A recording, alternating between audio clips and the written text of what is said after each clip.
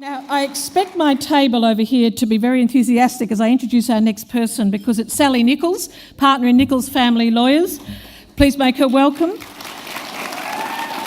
And I'd just like to say that Sally's firm undertakes a very significant quantity of pro bono work for not-for-profit organisations that support the rights of women and children. And Sally is active both nationally and internationally with organisations and foundations. So please make her welcome again, Sally Nicholes.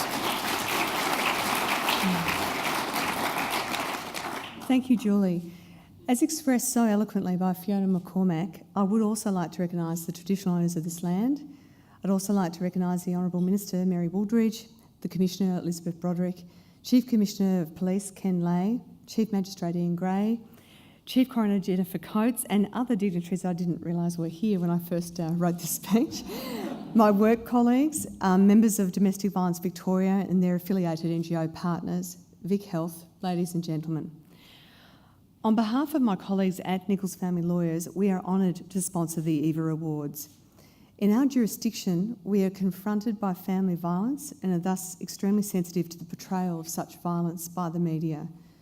It is imperative that women who are victims of violence feel that they are safe to report violence, and an important factor, in our view, in coming forward is that victims are not deterred by the potential portrayal of such violence by the media.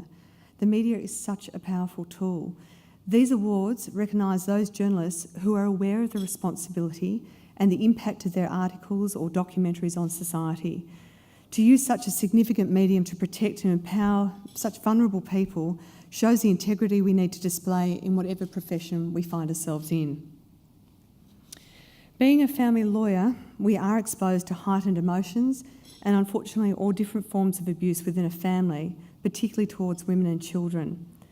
What I have noticed is that when reports about abuse have been sensationalised, those deliberate and sadistic perpetrators seem to appreciate the notoriety on occasions. Such notoriety seems to fit the agenda to punish the victim. Victims are often reluctant to come forward because of their concern about the related publicity.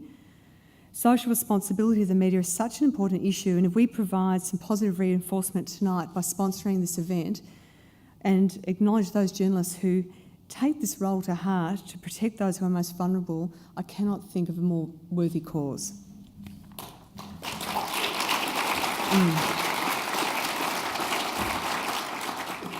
The reality hit our firm last year, in particular, when we were stricken by the murder of one of our clients. Her name was Sally. She was a beautiful and vivacious mother, and she was brutally attacked at home at a time when she should have been picking her children up from school. Exposure to this tragic incident made all of our staff acutely aware of the reality of the impact on the family of the victim of such a senseless act of violence.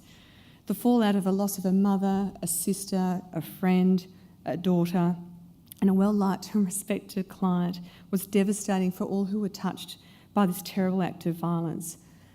I am still in contact with her family, and I can only hope and pray that the media coverage of the murder trial connected with this tragic death will be covered with the due compassion and insight shown by the journalists who are being acknowledged tonight.